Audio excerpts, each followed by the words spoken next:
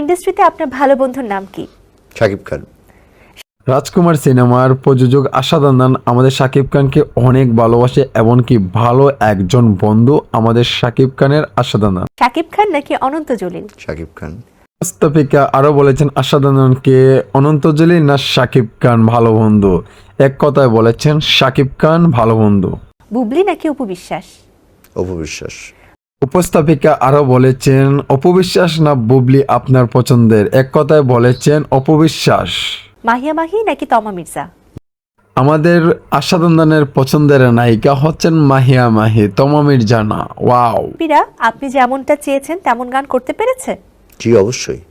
উপস্থাপিকা আরো বলেছেন আপনি যেমনটা চেয়েছিলেন তেমনটা কি রাজকুমার সিনেমাতে গান পেয়েছিলেন? আমাদের আশাদ আদনান বলেছেন হ্যাঁ অবশ্যই পেয়েছি।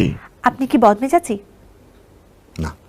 উপস্থাপিকা আরো একটি প্রশ্ন করলেন আশাদ আদনানকে আপনি কি বদমেজাজি? আমাদের আশাদ আদনান এক কথা বললেন না। বুবলি আর শাকিব খানকে নিয়ে সিনেমা বানানোর ইচ্ছা কি আর আছে? না।